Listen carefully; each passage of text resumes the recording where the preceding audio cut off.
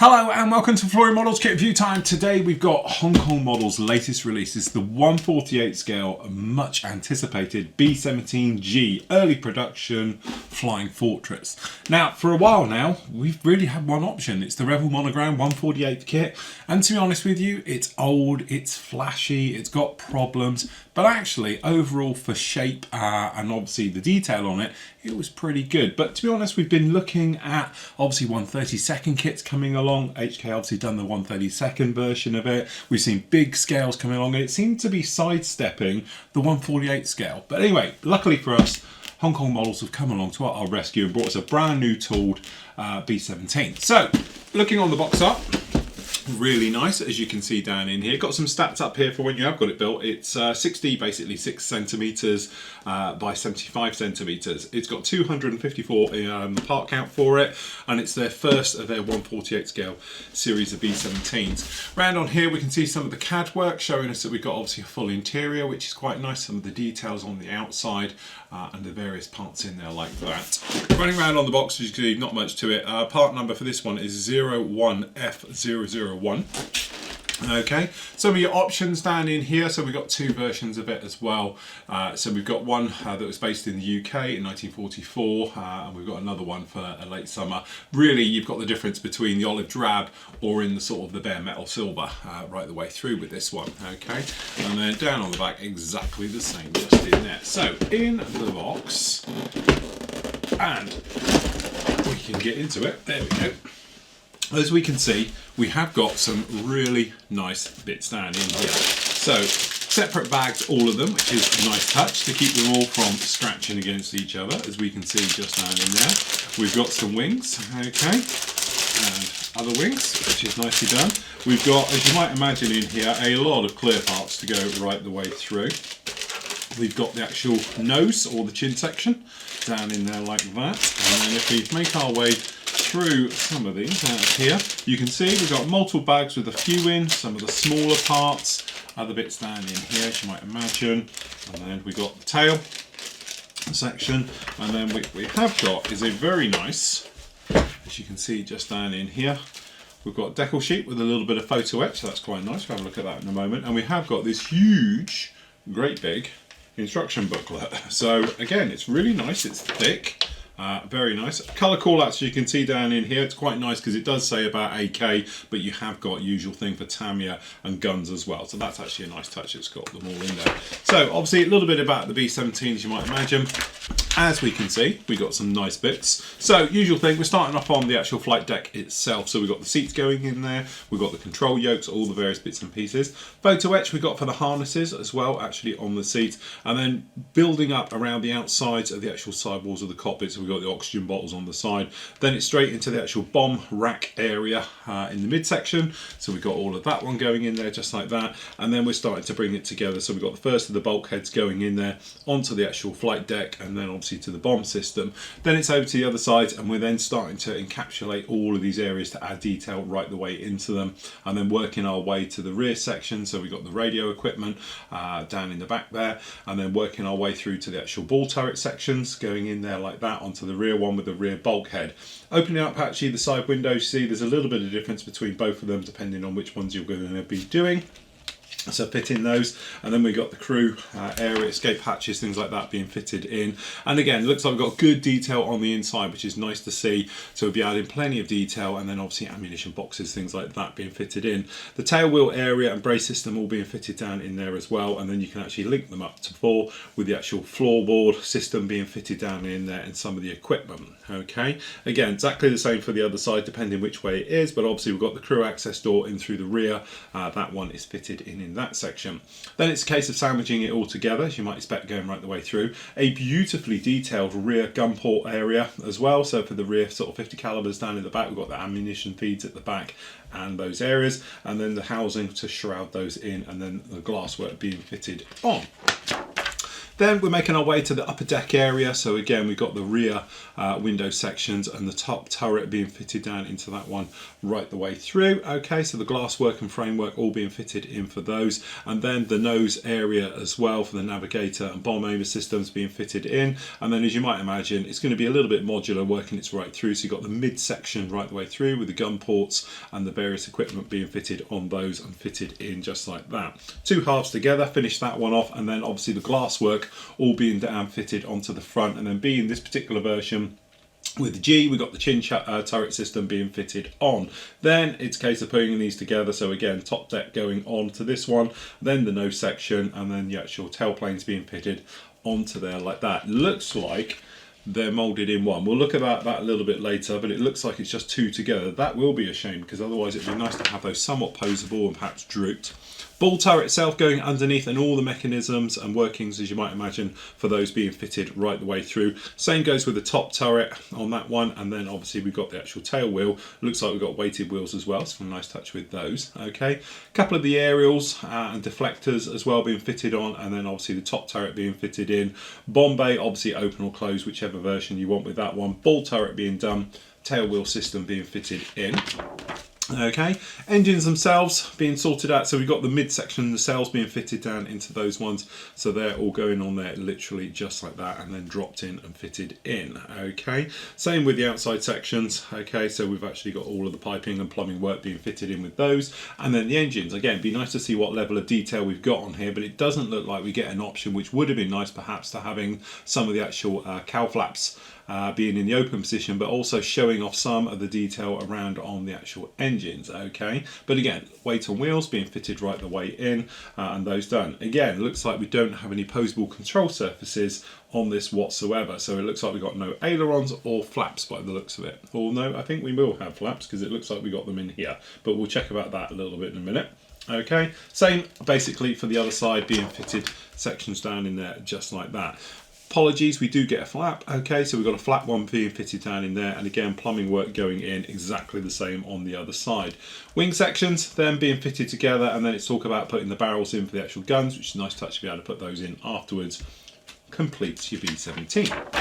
Okay, parts call out down in there, decals as we know, which we'll look at in a second, and then obviously we've got your colour call outs and your various things going on in this one, depending which one you're actually be doing. Okay, so we got one there from the 91st bombardment group, and then obviously we've got another one, same area, just obviously earlier and late spring. Okay, in with those, and then we've got some of the other ones from the 486.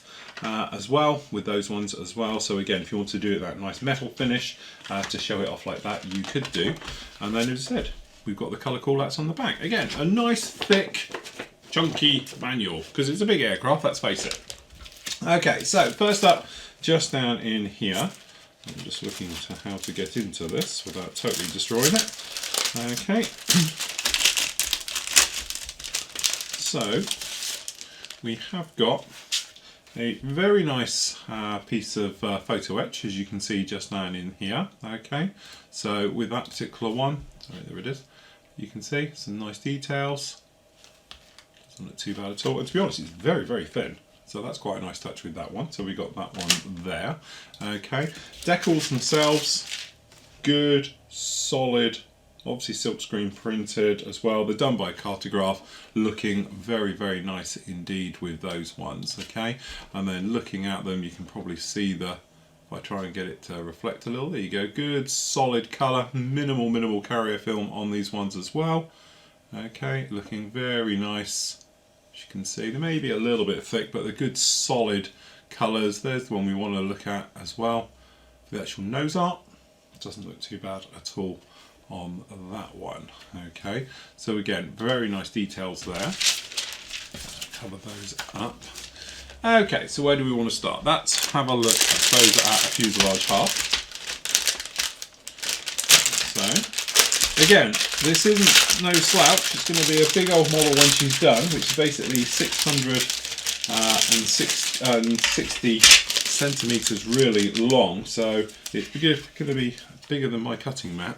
Okay, and again, hopefully you can see it in the light. You can see we've got a beautiful mix here of the actual riveting detail and panel lining. Okay, it's all in the recessed form, but we do have raised strengthening plates. So a little bit of a closer look.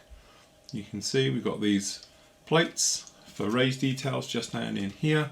And then as we make our way down, you can see the riveting detail is very nicely done. It's the same right the way round. There's a little bit, to be honest, the camera is a very fine lens on these, and you can probably see the differences in those panel lines. To the naked eye as I'm looking at it, they don't look too bad, but on camera I think it's accentuated it a little bit. But you can see some nice sections are moving up on the tail. You can see very nice details in these as well. And again, a little bit of differences in the actual moulding you can probably see on this panel line detail, because we are very close today in here. And then again, we've got raised details down here actually on the rudder section, as you can see, but you probably noticed it is fixed. Okay, but we do have a very nice strengthening bars being fitted in with these ones as well on these. Down on the inside, the beautiful thing about this, you might notice, although it's quite plain in its ribbing work, you might notice there's no panel ejector pins in there. So that's a really very nice touch. Right the way through this, we have not got any ejector pins whatsoever. So that actually is fantastic news.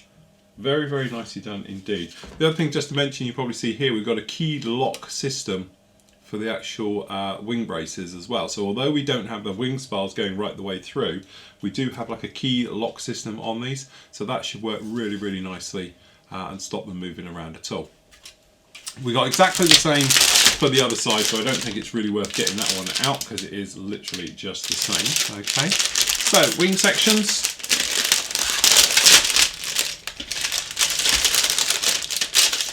Again, two-piece. Already in here, as we can probably see like this. Okay, so if we start with the top wing, you can see looking very nice all the way through, no problem with any of that. And again, a good mixture of raised details with these refueling type and access ports right the way over it, strengthening bars running right the way through, very nice, and recessed. Okay, with all of those, but again, unfortunately, we don't have any difference in the actual aileron being posable. But looking on the close-up, you can probably see very nice details.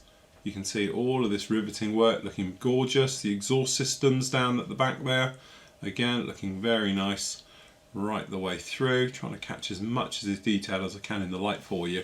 As you can see, that is very nicely done right the way through.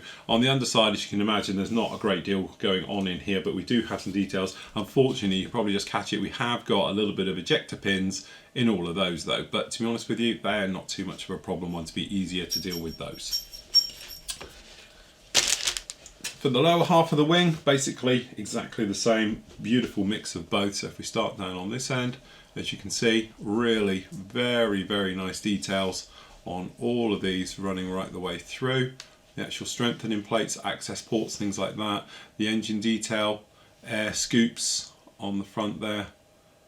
Okay, all the lumps and bumps, as you might imagine, very nice all the way through on that. Again, no detail at all on the inside. Good level of strengthening all along here, I think, so that shouldn't be too much bad. So when it locks onto that wing, it should be absolutely fine and not going to move anywhere at all. Okay, other wing, to be honest, as you can see, is exactly the same on that one. Okay, where to go now? So if we start big and we'll get smaller. So what we have got, if I just,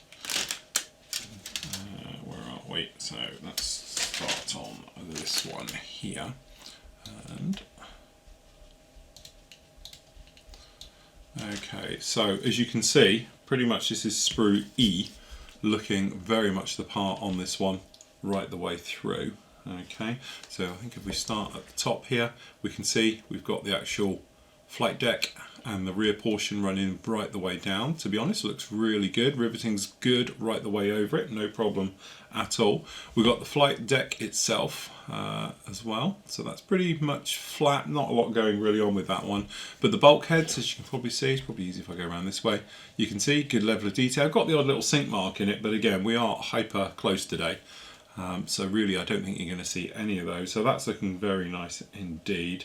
Okay, and then moving round, we've got the details for the oxygen bottles on the side and some of the equipment, some of the bulkheads, and then working our way across these areas. This is the bomb racks for the midsection, some areas of the ball turret, and the actual ammunition racks across the top. As you can see, we've got very, very nice detail right the way through. This is more of the ball turret type areas and things like that. And even we have got on the inside a little bit, but there is some ejector pins, which to be honest I don't think I was going to see, but you do get some details on the roof system as well of the actual cockpit on the B17. Okay, down on the inside you can see we've got a little bit of ejector pins down in there, but again very, very small, and generally I don't think you're going to be seeing any of these parts from this side anyway, so I'm not worried about that whatsoever. Okay, so down in here we've actually got the tail planes, as you can see down in here. Again, they are not posable, and it wouldn't be easy, to be honest, to pose these the way they're actually going together. So I think you're going to be stuck with the neutral position right the way through. But then again, looking at the other details, we can see no problem. We've got the seats, no ejector pins in those, which is a nice touch. Good details on all of these with the ladders and the various areas like that. Walls, details, bomb bay doors, very nice indeed, and then flipping them over. Unfortunately though, we do have ejector pins on the inside of the bomb bay doors, numerous ones at that. Okay, so in some areas it's really nice, in other areas, yeah, a little bit more so. Okay, so down in here we've got some nice details with the engines.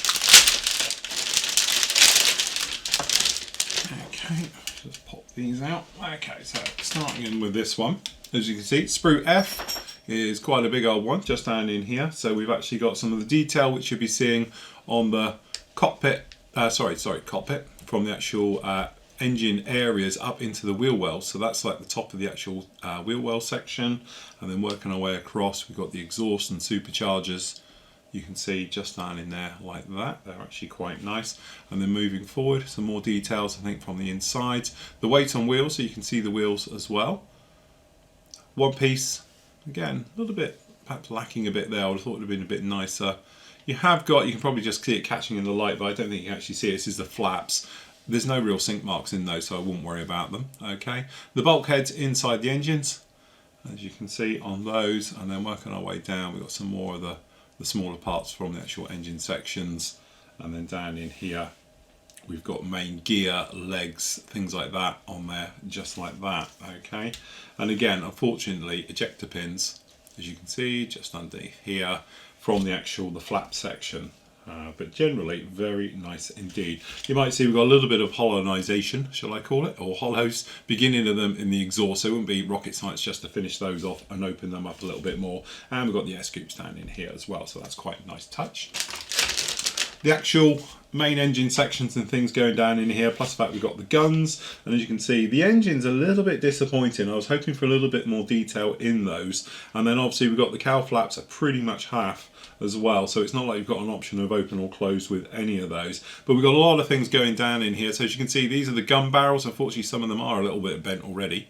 Okay, but different lengths of barrels and various things in there, as we can see. With those, we've got one of the seats, tail wheel, and the actual tail wheel area itself, again really devoid of any detail down in there like that. Okay, and then working our way around that, actually cowl flaps, you can see with the scoops out of them for the exhaust and things like that. There are those engines. Again, shame we don't have any veining actually on there. It's there, but it's crude, shall we say. And then working across the other way, we've got the tail wheel and all the other small parts, flight yokes and things like that. We've got the bombs, which are basically your generic two-piece bombs, just like that. And then down in here, we've got the armament for the actual 50 cals as well, right the way along. So all the different ones down in there like that. and some more with the superchargers on the top. Again, a little bit disappointing, some of the detail there, but the rest of it isn't too bad.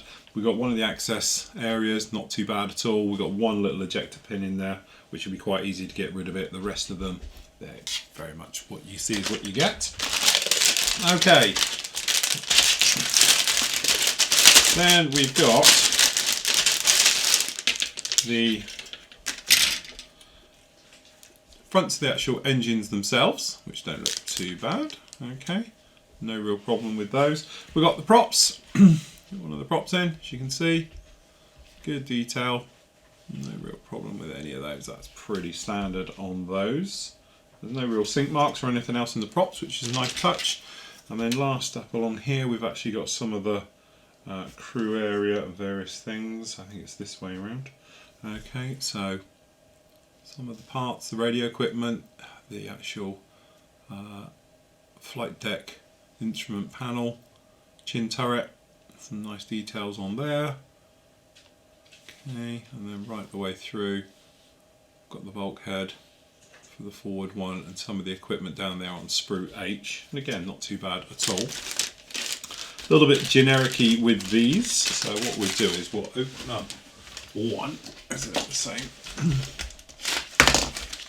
Okay, so with the G, obviously this is pretty much because of the turret on it. Again, some of this, I don't know, by the time you got paint on it and a little bit of weathering, I don't think you'll notice, but it looks like somebody's rescribed it slightly off to what it is. So, but there we go. You can see nice detail right the way around. The riveting's pretty good all the way right the way around it as well for that actual section. And then on the inside, again, quite nice that we don't have any ejector pins, but they have put their own mark in it, weirdly. Okay, so there we go. They've got their own mark in there, but that doesn't look too bad at all. And again, we've got the other one just in here. The tail section, to be honest, I don't think we need to get this out. You can see it through there, pretty much generic as you might imagine. So that's the tail, so that's nose and tails done. And then just down in here, let's get into it.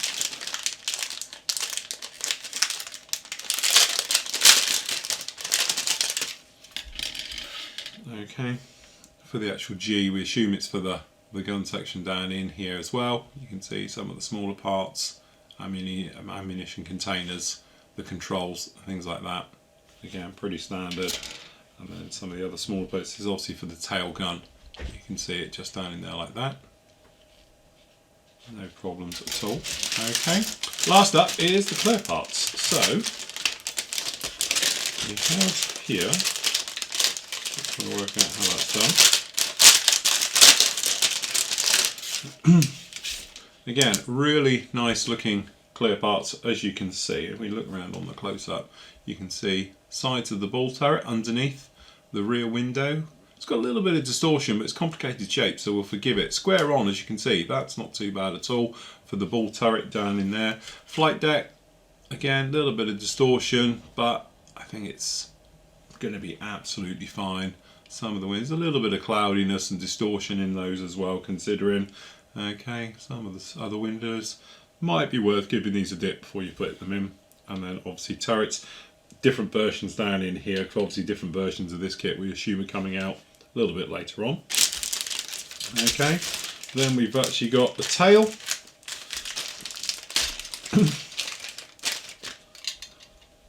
And the actual bomb, I won't take the protective film off, but we can see that in there. It's going to be a little bit wobbly, but it should be fine. And we've got the tail, which actually, that one looks quite nice. No problem with that at all. That's actually crystal clear. That's a nice cast on that one. Okay, that's not too bad whatsoever. And then last up down in here, we've got some of them, again, depending on versions that you're doing, if you're going to be having the glass in, glass out on the rears. That's on these as well. As you can see, not too bad at all. And then obviously some of the other windows and various things going along like that.